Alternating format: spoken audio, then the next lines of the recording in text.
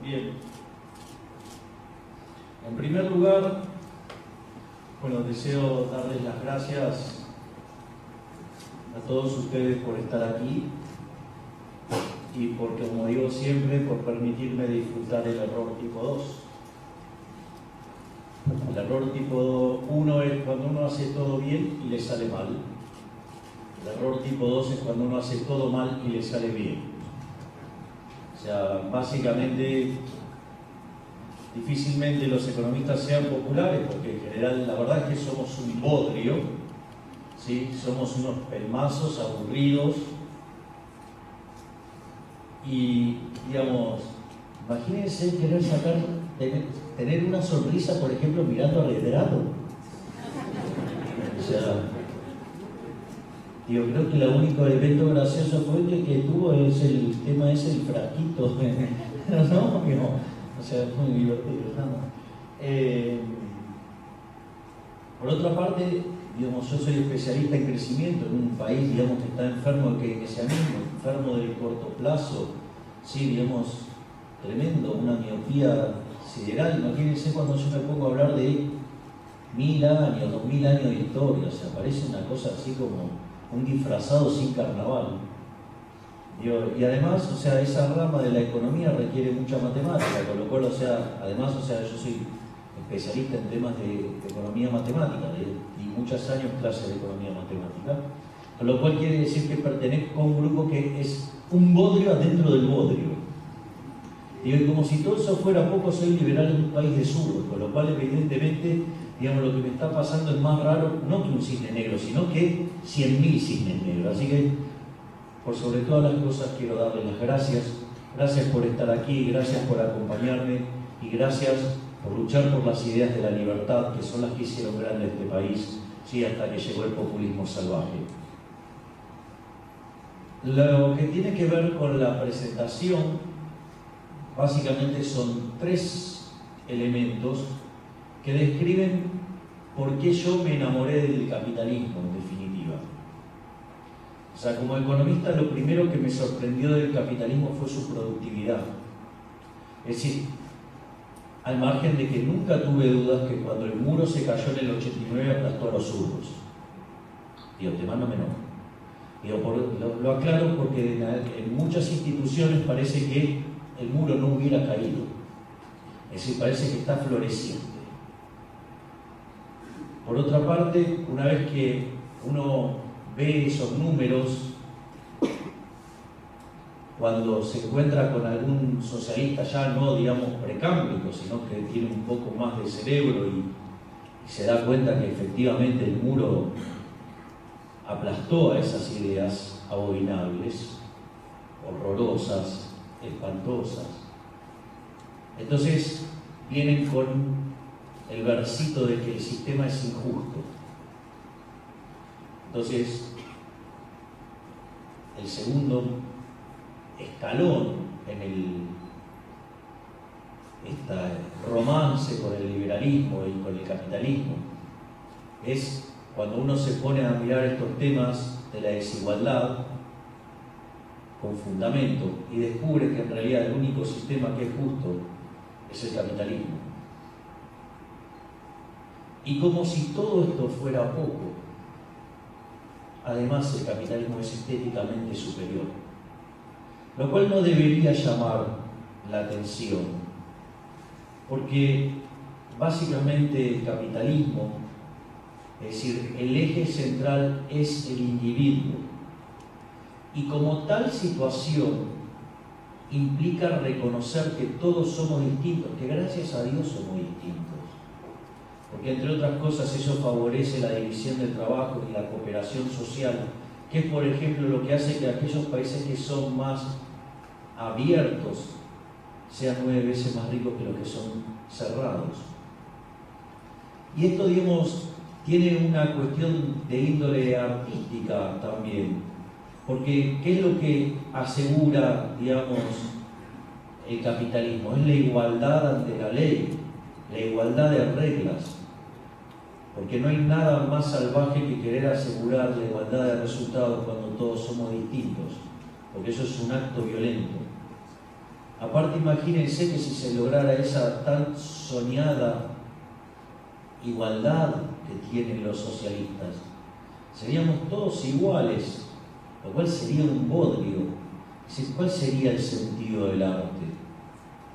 ¿Cuál sería, digamos, el sentido de me gusta Verdi, o me gusta Puccini, o me gusta Bizet, o me gusta Donizetti, o me gusta Bellini, o me voy a ver más acá, o me gustan los Rolling Stones, James Joplin, Morrison, o los Doors, o Deep Purple, Led Zeppelin, o me gustan los Beatles? O sea, justamente, gracias a Dios somos todos diferentes, y el único sistema que no intenta, digamos, igualarnos en los resultados es el capitalismo. Es decir, porque reconoce que somos distintos. Lo que establece son igualdad de condiciones, igualdad de reglas, igualdad ante la ley. Entonces, por ende, digamos, no debería sorprender también que estéticamente sea superior el capitalismo. Con lo cual, ese es el eje de la charla. Y básicamente vamos a empezar, como decía Milton Friedman, primero los datos. Si ustedes se fijan, eso parece una suerte de palo de hockey, que algunos de hecho dicen es el palo de hockey. Y esto es interesante porque, digo, a este sistema que tanto se le achaca, que apareció allá por 1776, digamos como una así fecha oficial, ¿no? O la publicación de ese maravilloso libro que es La investigación sobre la naturaleza y las causas de la riqueza de las naciones, de Adam Smith. No es el único, digamos, él venía de publicar la teoría de los sentimientos morales. Y es interesante porque ahí pasa algo. Es decir, hasta ese momento la condición natural del hombre era la pobreza. Es decir, la gente vivía siempre de la misma manera, teníamos una vida absolutamente miserable. La expectativa de vida no excedía los 25 o 30 años. De ahí, por ejemplo, mi oposición al matrimonio, ¿no? Digamos, como institución anacrónica, cuando el matrimonio se inventó, hasta que la muerte los separe, no vivía 25 años, ahora vive 70, 80, digamos, o sea, vamos camino a 150, con lo cual, yo como que un contrato tan largo como que mete un poco de miedo, ¿no? O sea, digo, y la verdad que hacerlo atractivo por la vía violenta nos parece muy divertido, ¿no? O sea, digo, al menos eso no entra en la lógica de un liberal que cree en el respeto y restringe el proyecto de vida del prójimo. Entonces, si ustedes se fijan, digamos, eso es una explosión de riqueza fenomenal con la llegada del capitalismo. Básicamente, entre el año 0 y el 1800, el PBI per cápita solamente subió 40%. Y toda esa suba se concentró después del descubrimiento de América.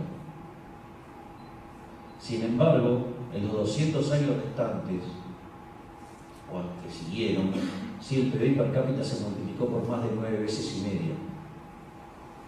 Y eso se dio además en un contexto donde, como si todo esto fuera poco, la población pasó de 1.000 millones a más de 7.250 millones de personas. Es decir, con lo cual, lo que ustedes ven es que además está la presencia de los rendimientos crecientes. De hecho, una de las cosas que a mí, digamos, siempre me sorprendió y fue lo que me hizo llegar a la economía austríaca y volverme así una suerte de liberal extremo, como dicen algunos. A mí no me parece que sea nada extremo, pero digamos, es una cuestión de, a ver, uno no está medio embarazado, ¿no? Está embarazado o no está embarazado, o sea, no es media embarazada, o sea, Entonces, cuando uno comprende, digamos, que hay solamente dos sistemas, o sea, se acabó la cosa. Y una de las cosas que a mí me pasaba, digamos, como economista, era que el modelo de competencia perfecta, sí, que uno estudia en la carrera de economía, tiene un montón de propiedades en términos de bienestar, ¿sí? Y claro, cuando ustedes ven eso, digamos, no es consistente con la hipótesis de los rendimientos constantes a escala o los rendimientos decrecientes. Y la realidad es que el que primero lo vio fue Adam Smith esto. De hecho, la idea de la fábrica de alfileres es la idea de los rendimientos crecientes. Él decía que mediante la división del trabajo, digamos, aumentaba la productividad. Entonces, si usted tenía una sola persona generando alfileres, o sea, tenían básicamente 20 alfileres en un día. Ahora, si ustedes tenían 18 personas y dividían cada una de las tareas que implicaba hacer un alfiler, la producción saltaba a 5.000 per cápita, es decir, había rendimientos crecientes. Y eso, digamos, la teoría neoclásica, digamos, bajo la cual muchos economistas nos formamos, también está formarse en la pelotudez marxista o en la keynesiana, ¿no? Pero digo, estamos hablando de cosas no estúpidas, ¿no? Entonces eso se iba de patadas con el crecimiento, digamos, o con el bienestar, porque en el fondo, digamos, los rendimientos crecientes suelen estar asociados a la presencia de monopolios. Entonces mi pregunta era, después de haber dado 20 años clase de microeconomía, ¿cómo carajo era que algo que para la teoría económica era malo como el monopolio, digo, había generado semejante resultado en términos de crecimiento y de caída de la pobreza, que vamos a ver más adelante? O sea, básicamente en el año 1800, o sea, el 95% de la población vivía con menos del equivalente a $1 diario. Y hoy ese número es menos del 5. Entonces, ¿cómo puede ser que algo que la teoría económica consideraba tan malo fuera tan bueno para la gente? O sea, era un desafío. Entonces ahí me di cuenta que, digamos, Adam Smith es una cosa, los neoclásicos son otra cosa, y en especial los neoclásicos matemáticos. Con lo cual, este resultado tiene mucho de aprendizaje en términos de teoría económica, que es, obviamente que si me pongo con eso, esa conferencia solo tarda 6 horas. Así que, digamos, pero eso fue básicamente lo que a mí, digamos, me hizo llegar a la escuela austríaca. Pero acá lo que cuenta, digo, son los números, y los números dicen que estamos en un momento verdaderamente formidable de la historia de la humanidad. Es decir, aquel gráfico lo deja claro, porque ustedes ya vieron la vida miserable que se vivía antes de que nosotros estuviéramos en la Tierra. Y eso está plasmado en las tasas de crecimiento. Fíjense que entre el año 0 y el 1800 la tasa de crecimiento de la economía en términos per cápita era de 0,02. Es decir, era prácticamente imperceptible. De ahí, digamos, que el respeto que había desde los hijos hacia los padres y hacia los abuelos. Porque claro, digo, bueno, primero digo, el tema de los abuelos era bastante relativo, digo, porque con eso de los 25 años de expectativa de vida era bastante más complicado. Pero al margen de esa situación, vean que la vida se caracterizaba por ser casi siempre igual, no había mayor cambio. El único cambio grande que hubo en esos 1800 años fue el descubrimiento de América. Con lo cual todos los días eran iguales, con lo cual la experiencia, digo, era muy importante, porque digo, o sea, justamente ustedes sabían lo que iba a pasar porque eran todos los días iguales. En cambio, fíjense, digamos, a ver, digamos, yo propongo a aquellos que tienen más años, digamos, se pongan a debatir con el nieto acerca de alguna aplicación de algún programa concreto adentro del teléfono. Mientras que ustedes están emputecidos, el nene maneja todo como si fuera una boludez. Digo, entonces, y el mundo que se mueve bajo la situación de, no, se mueve con la tecnología, pero acá, digamos, está mejor preparado que los anteriores. Después vean qué pasa con la tasa de crecimiento cuando llega la revolución industrial, ¿sí? De la mano del capitalismo. Se multiplica por 33 prácticamente la tasa de crecimiento, pasando al 0,65. Eso es toda una revolución. Es decir, es donde arranca el comienzo, digamos, todo este proceso de generación de riqueza. Cuando ustedes miran, por ejemplo, en los primeros 50 años del siglo XX, la tasa salta al 1,06. En la segunda parte del siglo XX salta a 2,1. En lo que va del siglo XXI está en 3. Es más, hay estudios que muestran que las cuentas nacionales subestiman cerca de 1,15, 1,2 la tasa de crecimiento, digamos, porque no logra capturar el progreso tecnológico. Entonces ustedes dirán, bueno, ¿qué carajo significa eso? Bueno, eso significa que de no acelerarse el crecimiento, algo que sí está ocurriendo, cosa que el pelotudo de Piketty no lo ve, y tampoco lo ve Summers, tampoco lo ve Gordon, tampoco lo ve Grundmann, tampoco lo ve Stiglitz. Es decir, todos ese conjunto de keynesianos inmundos abanderados en la religión del Estado, y bien que cobran por defender al Estado. Yo les recuerdo, digamos, el señor Stiglitz acá hablaba maravillas del kirchnerismo, hablaba maravillas de Chávez, igual que Krugman. El problema es que Krugman se dio vuelta porque en un momento se enteró que le ganaba menos que a Stiglitz. Entonces ahí descubrió que en Argentina se mentía la inflación, cuando descubrió que ganaba 10 veces menos que el chanta de Stiglitz. Ahí eso parece que lo afectó.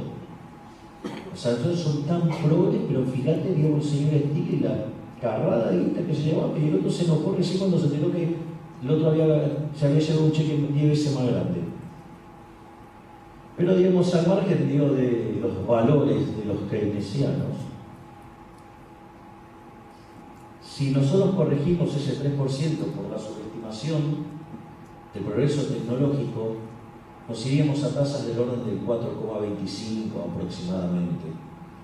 Eso en un periodo de 100 años, aun cuando no se acelerara el crecimiento, implicaría multiplicar por 60 el PBI per cápita en un siglo. Esto es, en un siglo estaríamos logrando 4,6 veces más de lo que logramos a lo largo de 20 siglos. Por lo tanto, digamos, se me podrían ocurrir dos cosas con el señor Piketty. La primera es: Piketty, ¿qué carajo estás viendo? Y si no, se la decimos a la Maradona: Piketty, la recontra tenés adentro.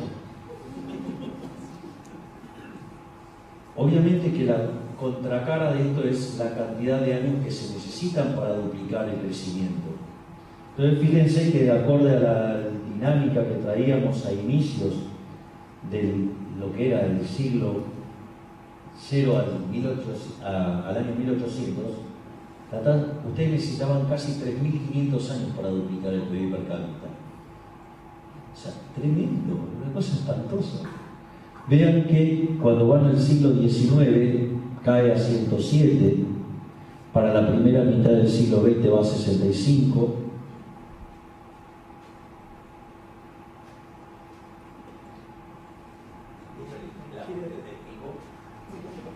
sí, digamos, va a 33, digamos, en la segunda mitad del siglo XX y a 23 actualmente, y eso sin considerar los efectos del progreso tecnológico subestimado en las cuentas nacionales. Pero miren este gráfico es bellísimo. Esto es la cantidad de años que tardaron los países, algunos países, en duplicar su PBI per cápita y en qué momento lo hicieron. El primero en lograrlo fue Reino Unido, que tardó 58 años, arrancando en 1780. El segundo en lograrlo fue Estados Unidos, que tardó 47, arrancando en 1839. Después lo logró Japón, tardando 34 años, arrancando en 1885. Después Italia, en 1890, tardando 21 años. España 18, arrancando en 1950. Corea del Sur, tardando 9 años, arrancando en el 78. Y China, arrancando en el 87, tardó 7 años. Es decir, conforme ustedes van avanzando en el tiempo, la cantidad de tiempo que se necesita para duplicar el PBI per cápita es menor. ¿Por qué? Porque eso lo que está mostrando es que el crecimiento se está acelerando. De vuelta le diría al amigo Piketty, la recontra tenés adentro. Es decir, ¿qué carajo estás mirando? Esto me hace acordar un día, Yo estaba en una conferencia donde estaba el ex ministro de Economía, Axel Kicillof, que era muy divertido. Estaba describiendo una variable y él decía que subía y el gráfico mostraba que bajaba. Yo me digo, ¿se puede ser tan pelotudo? Y lo miraba y lo repetía y dije, sí, es él. Bueno, digo, ustedes se ríen, pero ese señor logró el milagro de que cayera el PBI per cápita en un contexto que tuvimos la tasa de interés en cero en el mundo, financieramente integrada, y los términos de intercambio más altos de la historia, a un 30% más alto de lo que tuvimos a la salida de la Segunda Guerra Mundial. Es decir, en lugar de estar creciendo al 9-10% per cápita, caíamos en términos per cápita. La verdad, es todo un genio del mal, pero es un genio. O sea, solo un keynesiano puede lograr semejante. Es más, porque él aparte no es un keynesiano cualquiera. Él es un keynesiano marxista, o sea, tiene la peor combinación de la mierda que tiene la ciencia económica, que es todo lo que va desde el keynesianismo hasta lo más izquierdoso que haya. Con lo cual, era de esperar que aún teniendo el mejor contexto de la historia, nos rompieran el culo. Pero vean la parte buena, se podrían haber hecho buenos negocios con la vaselina.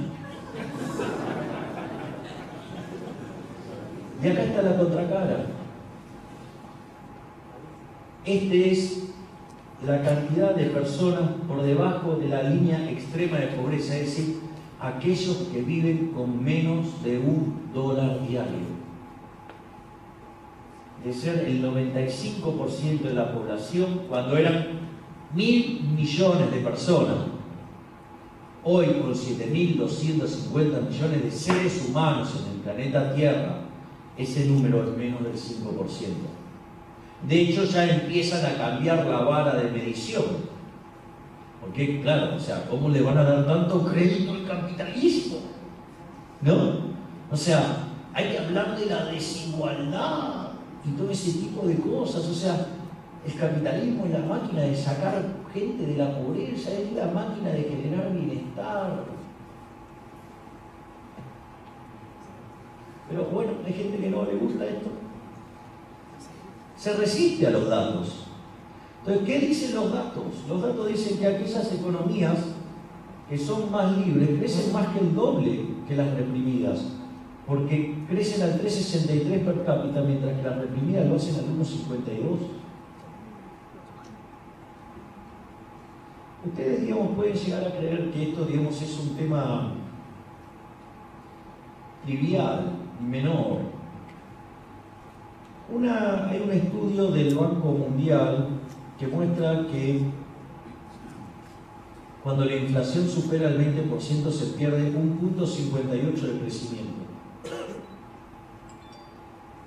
Por ejemplo, si uno considera la aparición del Banco Central en la República Argentina, cuando Argentina tenía un PBI per cápita que estaba entre los 5 más grandes del mundo,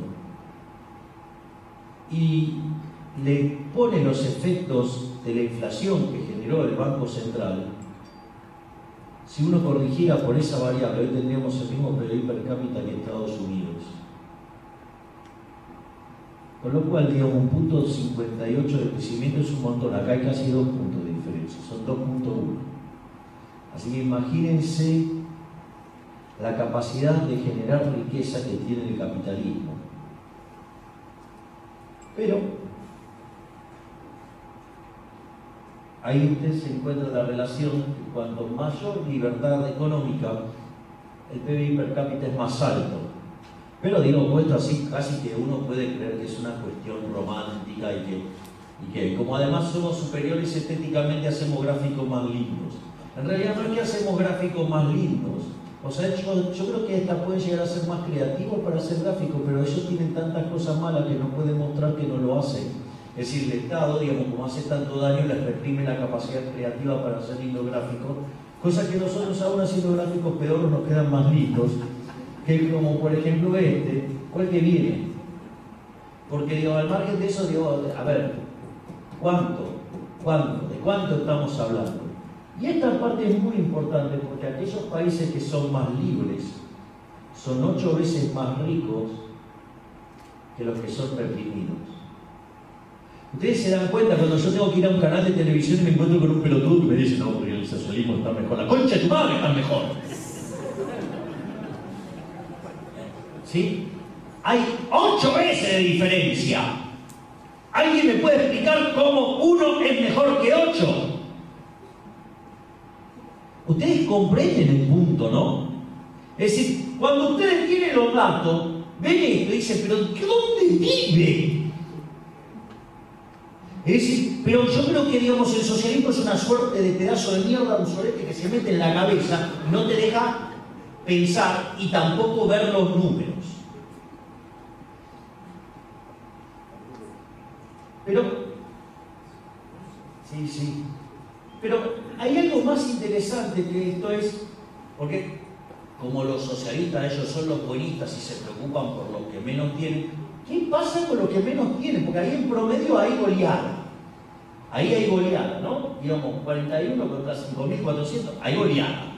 Pero, miren esto, que es muy importante.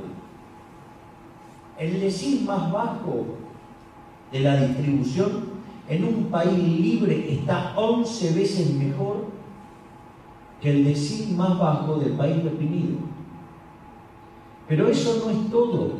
Si ustedes se fijan, ese 11.000, es decir, el decil más bajo del país libre, es más que el doble que el ingreso promedio del ciudadano en el país reprimido.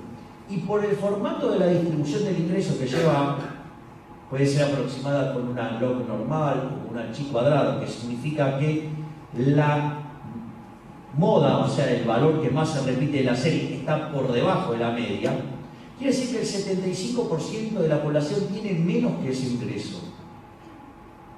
Por lo tanto, o sea, el ciudadano del país libre que vive que está en el decil más bajo tiene por lo menos el doble de ingreso que el 75% de la población del país reprimido. ¿Alguien me puede explicar dónde está el negocio? Está claro que para nosotros los que laburamos el negocio no es. Para los que creamos riqueza el negocio no es. Está claro que el negocio es para los hijos de remil puta, llamados políticos, que son los que se benefician y son los que mejores le va en estos sistemas represivos. Si no, hablemos de del dinero que tiene la hija de Chávez, porque digamos al señor Piketty le preocupa mucho la plata de la heredera de Peugeot, pero no dice nada de la plata de la hija de Chávez, o no dice nada de la plata del hijo de Castro. Ah, no, esos están bien.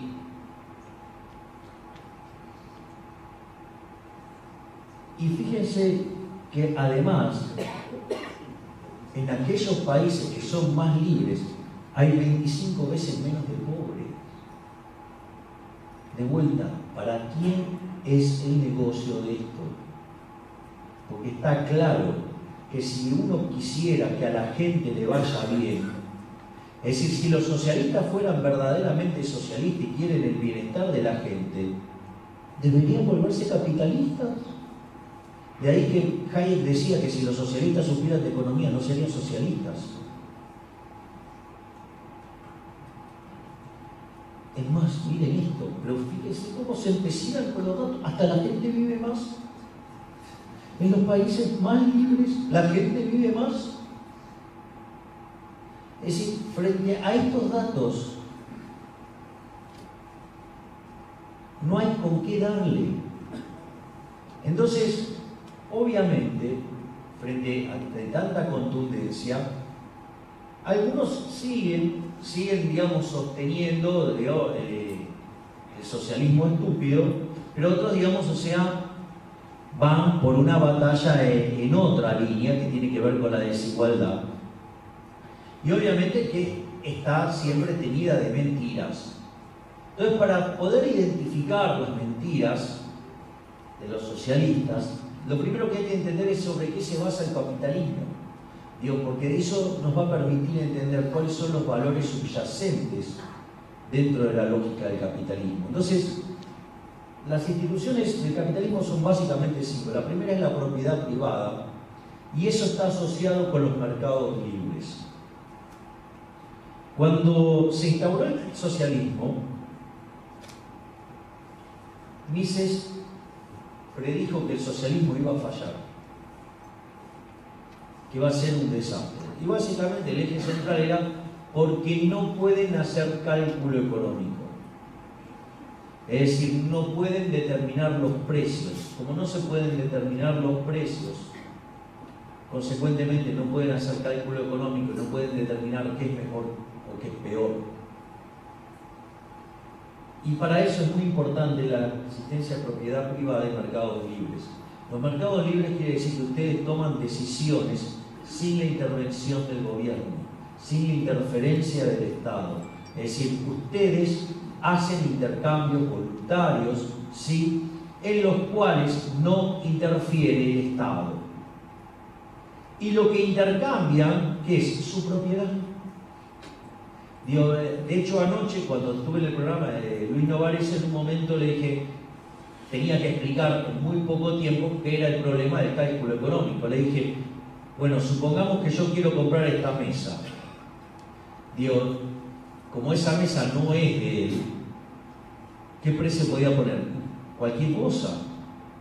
O sea, pero no iba a representar nada, porque era un mero número. ¿Por qué? Porque no es de él. Ustedes no pueden vender lo que no es de ustedes.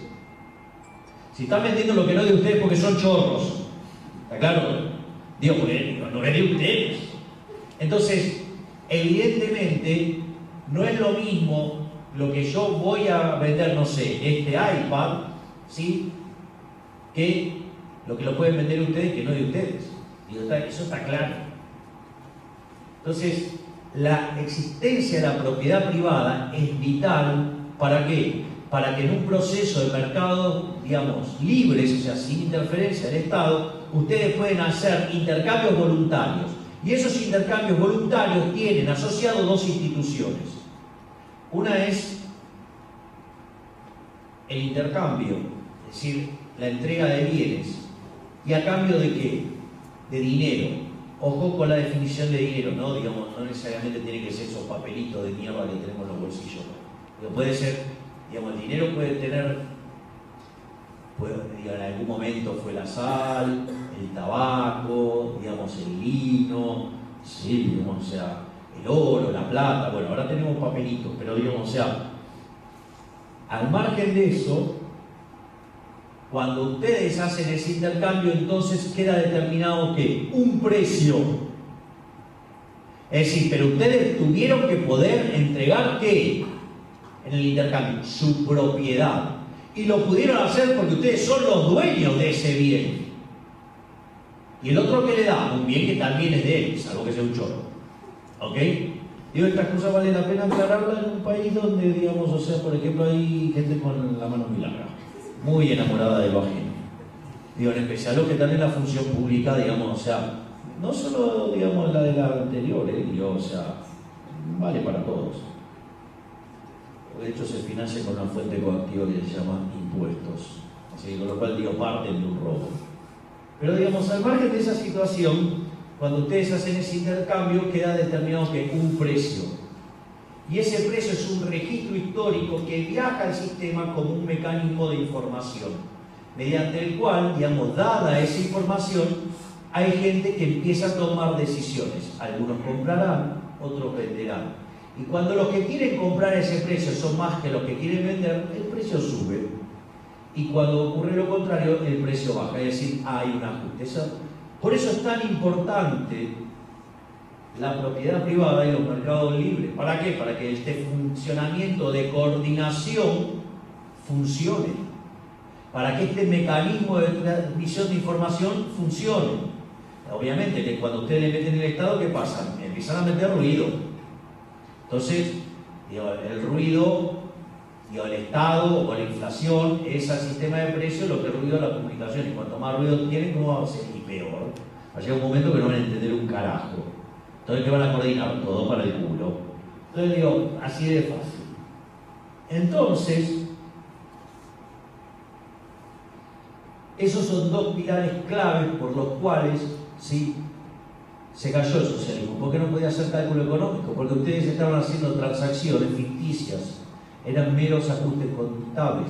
Por eso, una de las cosas que trataban siempre de hacer los socialistas era ir y conseguirse cómo eran los precios en otros países del mundo.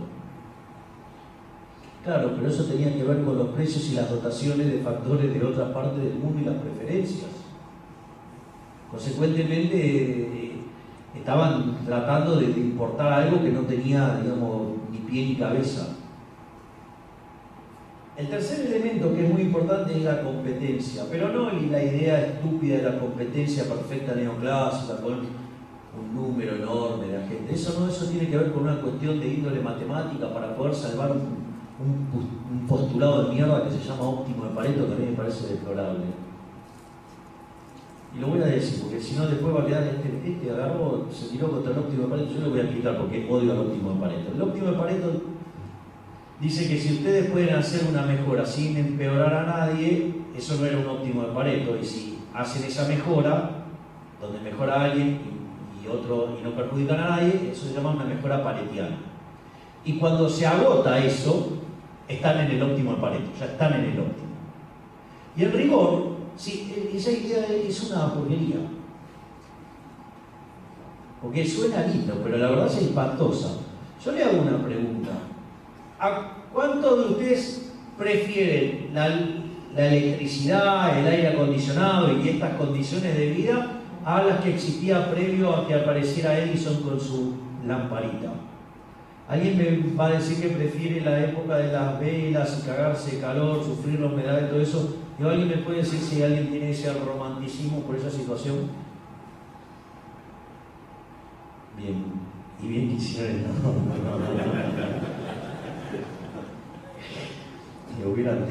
Se hubiera puesto lindo, pero no hubiera pasado bien. Pero, digo, ahora está claro entonces que toda la luz eléctrica, todo eso es bárbaro. Ahora, pónganse en aquel momento donde aparece Edison con la lamparita, ¿cómo se sentía el fabricante de velas? Para el orto. Es decir, con lo cual, en favor del óptimo de Pareto deberíamos haber reventado entonces al productor de lamparita, que es lo que quieren hacer tipos como Levi Yesati y todas esas pelotudeces, digamos, que ensalzan la falacia ludita y, digamos, qué es lo que sostiene a toda esa pelotudez del ingreso mínimo universal. Pero, digamos, al margen de eso, ¿te parece un ejemplo, digamos, básicamente pintoresco? Porque siempre puede haber alguno que diga, no, yo prefiero, digamos, andar y vivir en el medio de las cosas, tal y cual.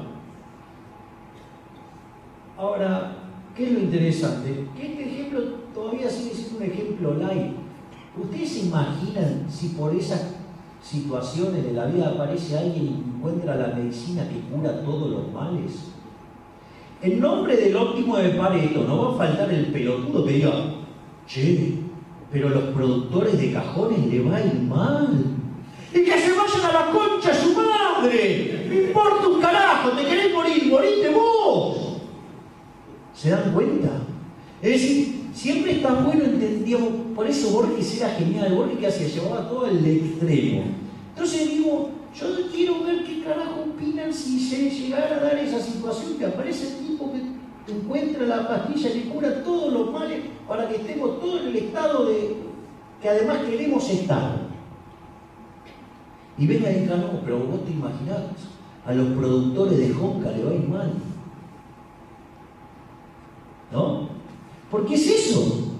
Digo, no va a faltar el pelotudo que diga, pero vamos a tener una explosión de seres humanos dentro del planeta, eso es un problema. ¿Y qué querés matarlos, hijo de puta? Digo, ustedes se ríen, pero esto pasa. ¿Cuántos pelotudos escucharon decir? No, porque el problema es la cantidad de población que hay, se necesitan guerras para que baje la cantidad de gente. Parece joda. Digo, ¿o cuántos dicen? No, porque el progreso tecnológico deja afuera a la gente. Digo, yo les recuerdo que cuando se dio la revolución industrial, ¿sí? Si los ludistas tuvieran razón, hoy la tasa de desempleo sería del 89%, porque no se hubiera creado un puto puesto de trabajo más en la vida. Y hoy hay más de 7 veces más de gente, y sin embargo la tasa de desempleo no es ese número. Pese a que existe el Estado regulando el mercado laboral.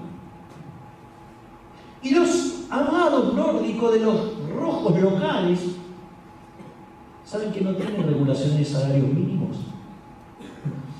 Rojos como Donda o Leandro Grosso, la recontra tienen adentro, brutos.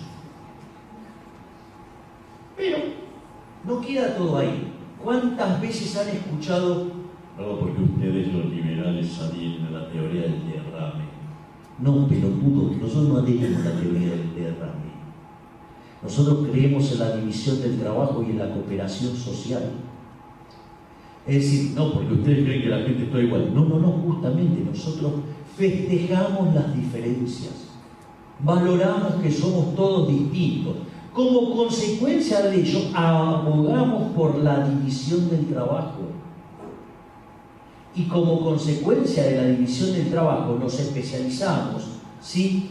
Ahora, ¿qué es lo que pasa? Cuanto más nos especializamos, más necesitamos de la cooperación social. Digamos, les doy un caso concreto a aquellos pelotudos que quieren cerrar la economía. Yo no, porque en realidad la forma general que es cerrando la economía. Entonces, dejemos del evento empírico de aquellos que son más abiertos, son 9 veces más ricos que los que son cerrados, que es un detalle menor. Total, digamos, para los keynesianos y zurdos de distintas especies viven de espalda los datos, en especial en Argentina. Entonces, el punto es, vamos a llevar la idea al extremo, entonces. Entonces, si cerrar la economía es bueno, entonces cerremos en Argentina. La podemos cerrar acá en Misiones, la podemos cerrar ¿por qué Misiones? Es demasiado, en Posadas, la podemos cerrar, bueno, seguimos así, la cerramos en este reducto, y la verdad que si vamos a seguir al límite, ¿por qué, digamos, no nos quedamos solos? Ahora, ¿ustedes se imaginan lo que sería esa situación en la cual cada uno de nosotros se tuviera que generar su propio alimento, su propia camisa, su propio pantalón, su propio traje, ¿sí? Sería una vida espantosa. Es decir, el eje central del capitalismo es la división del trabajo y la cooperación social. De ahí que Bastián decía que donde entra el comercio no entran las balas. Milton Friedman, cuando cuenta el ensayo de Reed sobre el lápiz, dice, yo puedo odiar a la otra persona, la puedo odiar, pero si mi negocio depende, mi bienestar depende de venderle el producto que yo genero, lo voy a tratar bien. Es decir, con lo cual las ideas del liberalismo puestas en marcha y sin interferencia del Estado generan paz. Es decir, cuando uno le dice, no, pero mirá que el socialismo fue un fracaso en lo económico, lo social, en lo cultural, y como es un sistema estúpido que solamente puede ser aplicado por el método de la violencia, se cargó con la vida de 150 millones de la vida de seres humanos. Párrafo dedicado a los pelotudos de Daniel Santoro y Javier Calvo, libro La historia negra del comunismo, publicado por la Universidad de Harvard, que se estima entre 100 y 120 millones de víctimas humanas por instaurar ese sistema estúpido. Y les cuento que en los primeros años, ¿sí? Como, digamos, o sea, el desastre que hicieron en la Unión Soviética, rompiendo todo, vino, digamos, un periodo de más frío, y además se cargó 30 millones de seres humanos más. De ahí la cuenta 150 millones, con lo cual ahí la tienen, un par de burros. Entonces, el punto es que es un sistema que conduce a la paz, o sea, no mata a nadie, digamos, o sea, solamente saca gente de la pobreza, solamente genera riqueza, solamente genera concordia, solamente genera, digamos, buenas relaciones. ¿Por qué? Porque si no lo hacen, el nivel de vida les va a caer. Es decir, ustedes no son seres gregarios porque sí, Son seres gregarios porque les conviene. Es decir, están mejor viviendo en sociedad, ¿sí?, que viviendo separados. Por eso, si no, digamos, se mandarían toda la concha a su madre y se van a vivir solos. Con lo cual, es una de las tantas falacias del hombre de paja que construyen los mentirosos y los socialistas. Y después, de teoría del derrame, tampoco, digamos, derrame nada. Si hay derrame para los dos lados, porque los intercambios son voluntarios. Y además, yo le voy a decir algo, sería de muy pelotudo creer que Bill Gates o que Steve Jobs son derrames de IBM. Digo, los tipos que le va bien es porque no se derrama nada. Es decir, por lo cual estos tipos triunfan porque son geniales. Entonces ustedes lo que necesitan es mantener la capacidad creativa de los seres humanos. Y eso no hay que darle al capitalismo. Pero el surdaje, ellos están con el tema de la desigualdad. Como ya no pueden con los datos, ellos dicen, no, porque el 1% del mundo tiene tantas cosas y el otro tiene... No, digo este argumento, ¿no? El 1% rico y después el resto de una situación paupérrima. Entonces, lo primero que uno debería preguntarse, ¿quién carajo sos vos para decir que eso no es desigual? Es decir, ¿quién te dijo que eso es desigual? ¿Quién es el que determina lo que es desigual? ¿No? Es decir, a título de qué, digamos, de ver, porque yo supongo lo siguiente, ustedes se encuentran en una persona que tiene, no sé, ingresos por 500 y otra tiene 0. No, verdaderamente es muy desigual. Ahora sucede que digamos, ganó 500, se rompió el culo laburando 10 horas por día, el otro está todo el día rascándose. Digo, ¿siguen sosteniendo que es desigual? Es decir, hay uno que decidió quedarse rascándose, claro, no tiene nada. Y el otro labura como un negro y tiene 500. Y todo entonces para que venga un pelotudo y decir, no, porque eso es desigual. ¿Qué es lo que es desigual? Entonces vamos a sacarle al que gana mucho para el que no, darle al que no tiene nada. O sea, vas a castigar al que produce y vas a premiar al vago. ¿Sí? En el fondo, lo que ustedes tienen ahí es una teoría basada en la envidia, en el odio, en el resentimiento, donde el fracasado siente profunda envidia por el que le fue bien. Entonces, como no le gusta el resultado, lo quiere arreglar por la fuerza. Por eso yo suelo decir que los socialistas son el club de las porongas cortas. ¿Por qué? Porque ¿quién va a clamar por el pene promedio? El que la tiene chiquita. Es decir, nadie que la tenga por encima del promedio va a andar pidiendo amputación. Entonces, el problema es por qué llegan a estos resultados pelotudos esta gente. Es decir, son malos. O sea, además gente que la tiene chiquita. Y ese es el problema, digamos, o sea, todo está, el eje central está en no comprender la lógica de la teoría de la distribución. Es decir, básicamente los socialistas, digamos, o sea, es inviable tener una discusión con un socialista, digamos, o sea, y querer hacerlo entrar en razones, porque parte de una teoría del valor equivocada. Ellos trabajan con algo que se llama teoría del valor trabajo. Es decir, una teoría objetiva del valor. Es decir, las cosas valen por la cantidad de trabajo que tienen incorporado. Lo cual es una boludez del tamaño de una casa. Digo, se lo voy a hacer con un ejemplo. Es como que, a ver, ¿cuántas veces escucharon hablar esos pelotudos que dicen, bueno, vieron que hablan de la inflación y hablan de la cadena de valor? Bueno, es una aproximación parecida a esta pelotudez. Digo, primero que la inflación tiene que ver con la pérdida del poder adquisitivo del dinero, o sea, no con con la cadena de valor. Por eso de última determinaría el nivel de precios, no la tasa de variación. Digo eso por si llegan, no sé, a escuchar a este político, no sé si los consumidores.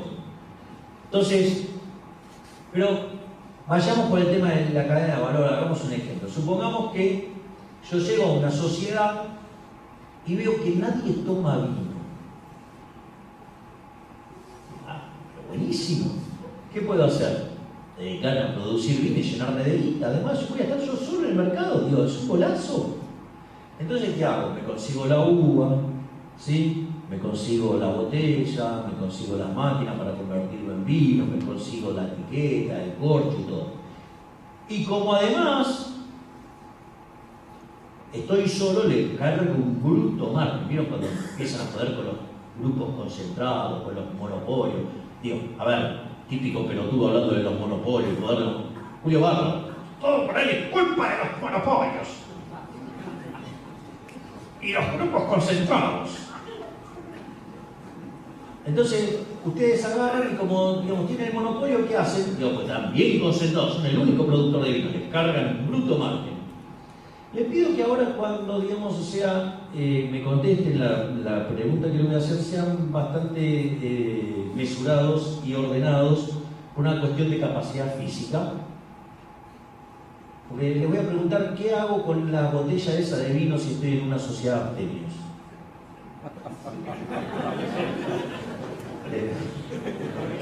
Por suerte ya habíamos comprado la vaselina gracias a los desastres de Chile. Digo, si no debería suspender, digamos, la charla porque, digo, por unos cuantos que se dieron cuenta, digo, de la pelotuda. Esa es la teoría del valor trabajo.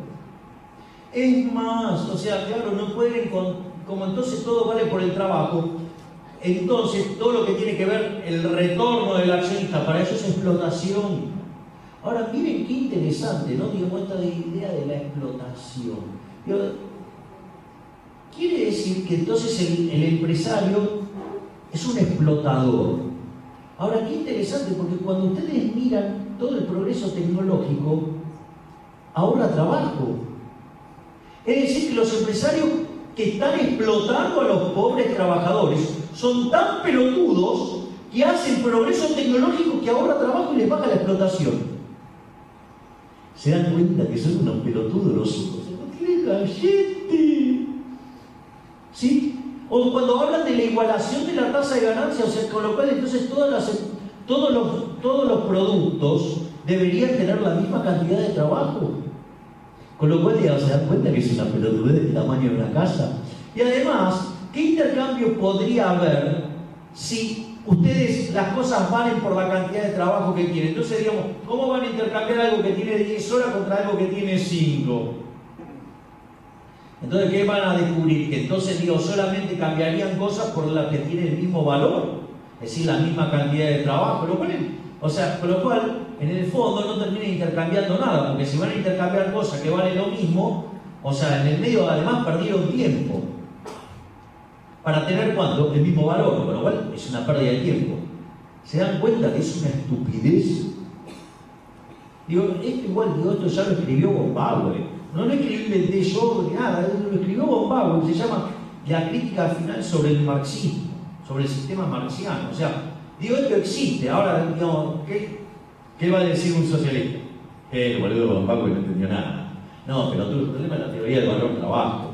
Y vos no pasaste, digamos, te quedaste antes de 1871. Es muy divertido porque cuando yo hablo del proyecto de Alberti te dicen, no, eso es viejo, eso es del siglo XIX. Digo, no sé yo cuántos años tiene el liceo y sigue funcionando, ¿no?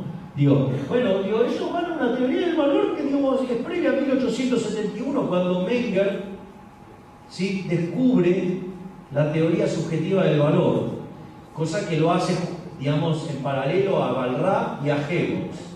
¿Sí? Es decir, digo, con lo cual, digamos, básicamente aparece lo que es la teoría subjetiva del valor, y quiere decir que las cosas van a valer en función de las preferencias y de la escasez.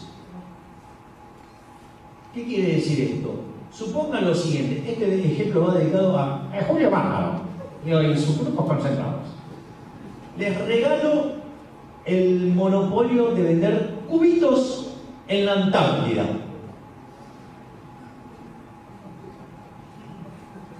No creo que la vaselina cubra el frío.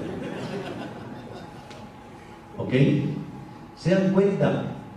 el valor, ustedes pueden tener, a ver, cuando el estúpido de Piketty dice, no, porque la heredera de Peugeot, ¿sí? Y entonces la igualdad de oportunidades, bullshit, boludo, bullshit. La heredera de Peugeot produce 3 autos malos y quiebra.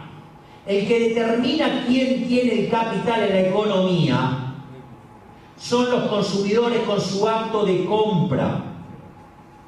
Y cuando cambian las preferencias y compran otras cosas, cambian los precios relativos, y eso es una señal para que los recursos se inviertan ahí y se saquen de los lugares donde ya no los quieren.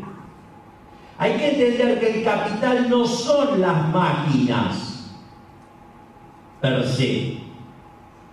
El que determina quién tiene el capital es el consumidor con su acto de compra. Es decir, la heredera de Peugeot hizo 3 productos malos y va a tener que necesitar mucha vaselina para meterse todas esas máquinas que producían autos. ¿Claro? ¿Entendés, Piketty, que sos un pelotudo ignorante? Con lo cual, sí, lo que determina el valor son las preferencias y la escasez. Es decir, eso determina el precio. Porque es cierto, el aire es muy valioso, pero hay tanto, ¿sí?, que es el precio. Digamos, y después, digo, eso depende también de las circunstancias. ¿Ustedes cuánto pagarían acá por un vaso de agua? Y, qué sé yo, algo, no sé, 50 pesos, 40 pesos, no sé.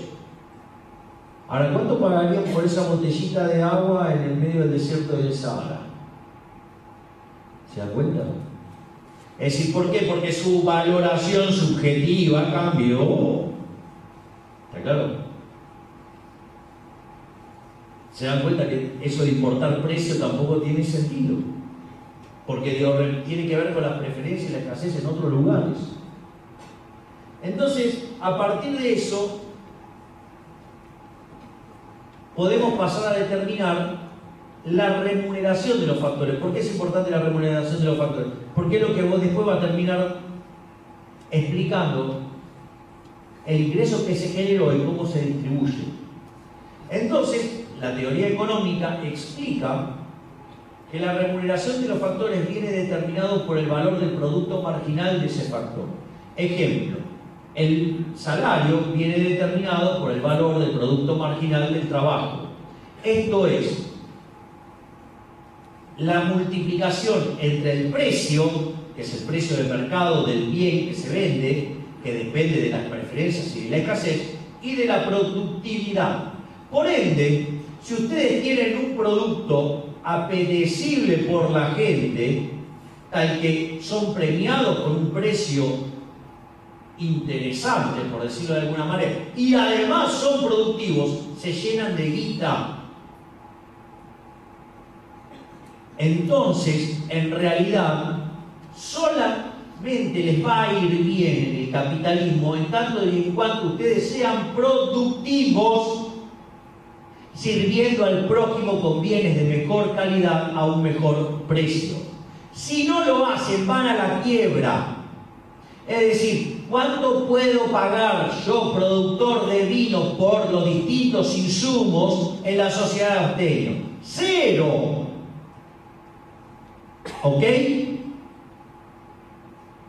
¿Cuánto, puedo pagar por el pan si tengo una sociedad de tipo que tienen problemas que no pueden consumir harina? Bueno, por lo menos con las baguettes, estamos más ordenados. ¿Está claro? ¿Sí? Ya me veo que hoy me van a hacer apología mientras que estas ideas no se le transmitan a mi novia.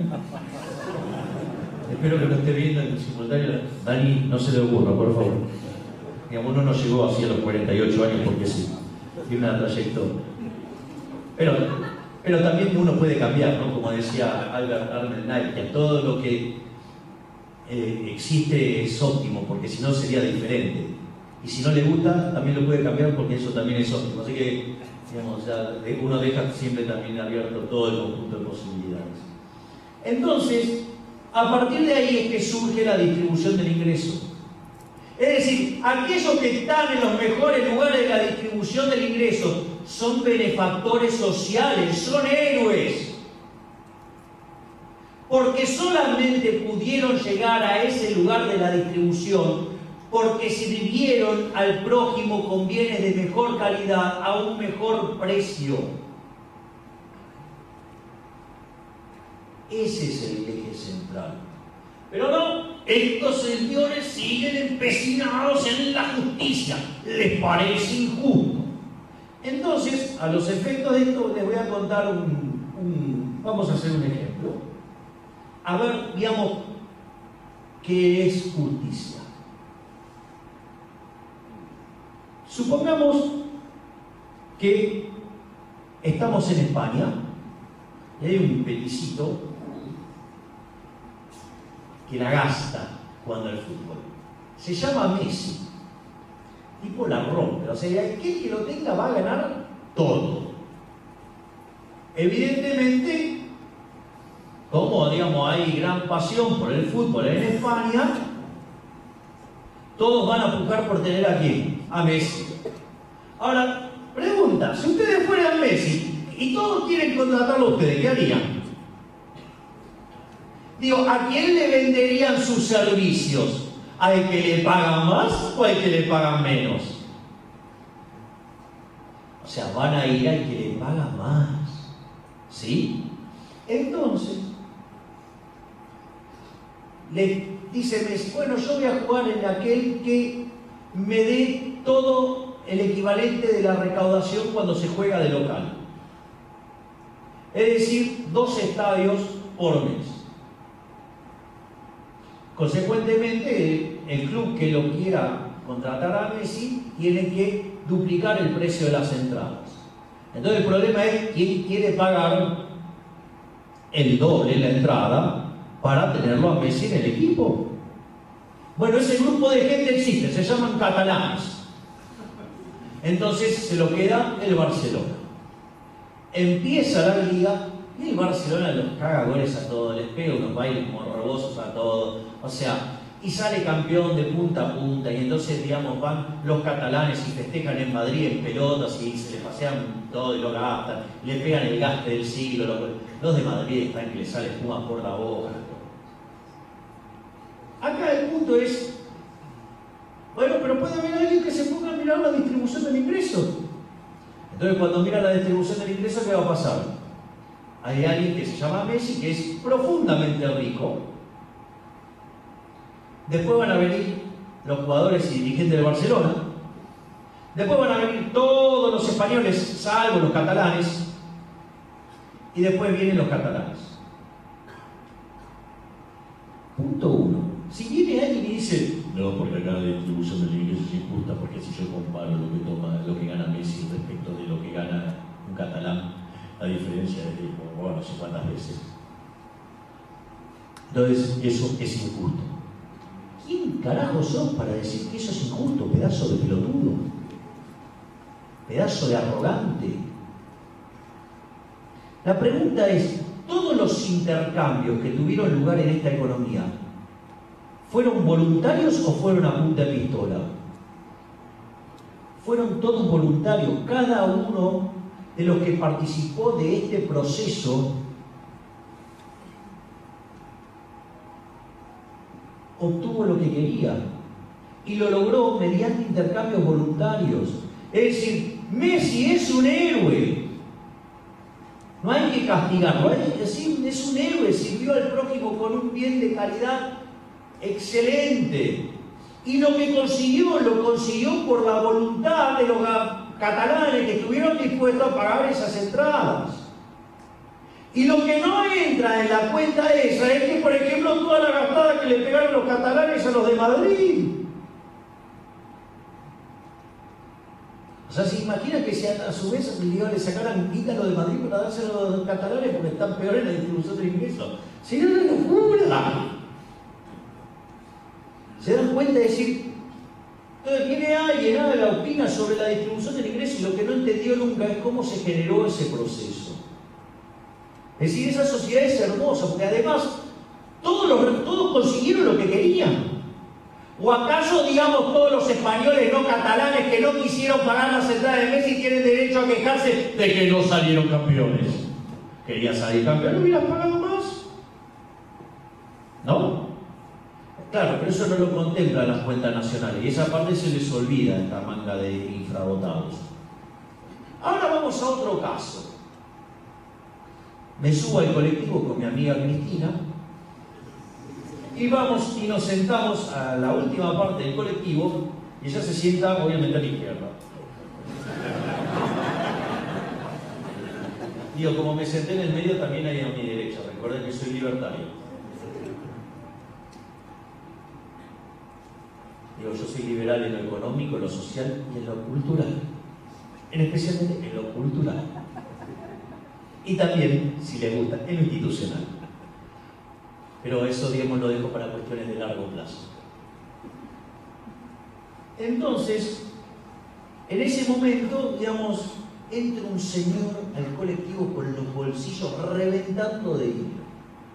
Y como mi amiga Cristina es una campeona de la justicia social, le parece profundamente injusto eso. Es más, o sea, ella desconoce el hecho de que este hombre está viajando con los bolsillos reventando así porque tiene que ir a pagar la operación de los ojos del hijo, porque si no se queda ciego. Ella desconoce eso. A ella lo que le molesta es que en el bolsillo tiene un montón de plata el señor. Entonces, va y toma esos bates que tienen los colectivos, que es para pegarle a las gomas, se acerca a este señor, le pone el bate de manera amigable sobre la cabeza y le dice, el bate se llama AFIP. Entonces le dice, mira, si no me das tus ingresos, toda esa plata que tenés en el bolsillo, te voy a romper la cabeza de un patazo. El hombre, digo, por más que digamos, o sea, sabe que tiene que pagar la operación del hijo, sabe que tiene más chance de salvarle los ojos estando vivo que estando muerto. Entonces no le queda otra que darle toda la plata a Cristina. Entonces supongamos que Cristina no se la gasta en carteras, que no se la gasta en hoteles, que no se la gasta en zapatos, ¿sí? Que no se la gasta en ponerla en la caja fuerte de los hijos, y la distribuye por igual entre todos los que están en el colectivo. O sea que ahora todos tenemos la misma plata en el bolsillo. La pregunta es, esa sociedad donde todos tienen lo mismo, ¿ustedes podrían decir que es más justa que la anterior? Es más, seguramente si hacen una votación en ese colectivo, gana Cristina. Porque le rompió el culo a uno y favoreció a un montón. Ahora, la pregunta es, cuando ustedes avalan eso, están avalando el robo. Es decir, ella le robó a ese hombre y la redistribuyó. Si el hombre se la ganó honestamente esa guita, ¿quiénes son ustedes para robarle el fruto de su trabajo? Claro, los otros están felices y van a decir, con Cristina estábamos mejor. Obvio. Yo me acuerdo que lo expliqué, es, supongan que ustedes tienen un departamento, lo hipotecan, agarran esa guita y se van de joda a Europa durante, no sé, lo que le alcance, 1 año, 2 años. O sea, se la patinaron todas, se la patinaron todas. Digamos, quedaron con una mano atrás y otra adelante y se tienen que volver. Obviamente, perdieron el laburo, se quedaron sin recursos, nada, y tienen que pagar la hipoteca. ¿Qué va a pasar? No la pueden pagar. Consecuentemente, le van a sacar la casa. Es decir, entonces ustedes, digamos, pelotudamente pueden decir, no, pero estábamos mejor. Sí, claro, porque se estaban comiendo el capital. El caso del populismo es peor, porque en realidad la que estaban gastando era la de la casa de otro. O sea, ni siquiera internalizan el costo de la cagada que se mandaron. Entonces, sí, claro, estaba mejor, claro, porque se hacen los boludos, miran para otro lado. O sea, en realidad le importa la redistribución de ingresos, no le importa, digamos, el acto violento de meterle la mano en el bolsillo al otro. Con lo cual el sistema es profundamente injusto, digamos, y no hay nada más injusto que la justicia social. Y no tiene que ver con el output final, sino que tiene que ver con el modo de cómo se genera y si los intercambios son o no son voluntarios. Pero miren además cómo viene la distribución del ingreso en el mundo. El mundo cada vez distribuye mejor el ingreso. Fíjense lo concentrada que era en los 60, cómo bajó en los 80 y cómo es en el 2000. Entonces ahora les voy a hacer una trampita al mejor estilo zurdo y les muestro un gráfico. Miren cómo se ve el del año 2000. Ustedes ya saben de dónde viene y lo planito que se veía, ¿no? Pero vamos a cambiarle la escala para que se vea, miren la desigualdad. Entonces, el problema es que si hacen uno parecido para el 2011, ¿qué pasa? Es decir, cada vez se va a un mundo, digamos, más igualitario. Eso sí, para tener esos beneficios tienen que laburar. ¿Sí? Y aquellas sociedades que se comportan como gladiadores no les va mejor, les va peor. Entonces, ¿dónde está la lógica de todo esto? Bueno, la lógica de la política populista la inventó ese hijo de puta de Wilfredo Pareto. Cuando él descubre la distribución del ingreso, que tiene, digamos, el formato de una log normal o una chi cuadrado, o sea, este formato, tendrían el promedio acá, y acá tienen el modo, ¿sí? El valor que más se repite.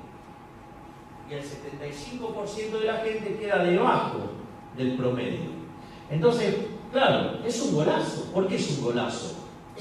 Porque cuando ustedes hablan de redistribuir la riqueza, de castigar al exitoso y todas esas cosas, todo ese programa de la envidia, el odio y el resentimiento, en realidad le están hablando al 75% de la población, con lo cual llegan a mucho más gente.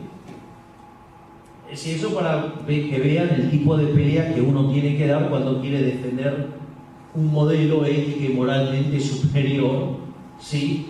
Que no se base en el robo.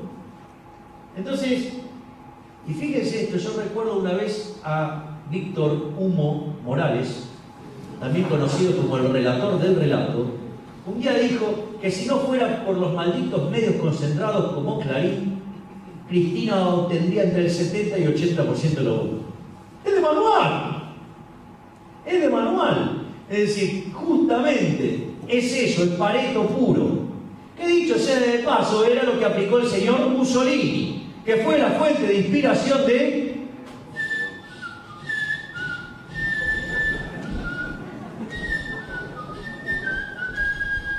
¿No? Digo, cuando se fue a Italia.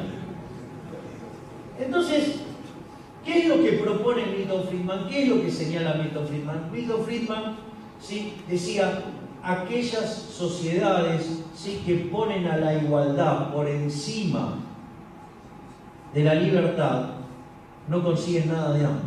En cambio, aquellas que ponen la libertad por encima de la igualdad, consiguen mucho de hambre. Pero acá no inventó nada Milton Friedman, esto ya lo decía John Stuart Mill. Es decir, aquellas sociedades que ponen a la igualdad por sobre la libertad se convierten en una sociedad de saqueadores, porque buscando la igualdad de resultados es un acto violento en el cual ustedes van a estar castigando a otros seres humanos desde la poltrona, usando el aparato represivo del Estado para repartirla como ustedes quieren. Y en el medio algo se filtra. Digo, de hecho, fíjense lo que son las cosas. Salió un estudio del BID que muestra que para América Latina la ineficiencia técnica del gasto público es 4,4% del PBI. En Argentina ese número es 7,2%. Y las filtraciones, y literalmente las llama filtraciones, en Argentina supera el promedio de ineficiencia técnica del resto de América Latina. O sea que acá hay chorros como en ningún lado. Es decir, tanta justicia social, redistribución del ingreso, lo único que hicieron fue sacarle a la gente productiva para dársela a los políticos, que son los únicos que progresaron. Entonces, básicamente el eje central está, uno de los grandes logros del liberalismo es la igualdad ante la ley. Y ustedes cuando redistribuyen el ingreso, hay ahí dos cosas, hay dos elementos. Uno es un elemento violento, que es el robo. Es decir, ustedes le están robando a alguien para supuestamente dárselo a otro. Es decir, con lo cual además tratan desigualmente frente a la ley y a la gente. Es, por ejemplo, los impuestos progresivos. Es decir, ustedes cuanto mejor sirven al prójimo, convienen de mejor calidad o mejor precio, son más exitosos. Entonces, ¿qué hacen estos zurdos asquerosos? Los castigan más que proporcionalmente, los tendrían que premiar. Entonces, en el fondo, ¿sí?, nos encontramos básicamente frente a dos sistemas. Hay un sistema que propone servir al prójimo con bienes de mejor calidad a un mejor precio, ¿sí? Propone el ahorro, el esfuerzo, la inversión, el trabajo duro, el respeto irrestricto del proyecto de vida del prójimo, la igualdad ante la ley. Y del otro lado está el modelo socialista basado en la envidia, el odio, el resentimiento, el asesinato, ¿sí? Tratar desigualmente frente a la ley y sobre todo el resentimiento. No sé de qué lado están ustedes, pero yo, digamos, si además le sumo la superioridad estética del capitalismo, no tengo duda, soy capitalista. Muchas gracias y ¡viva la libertad!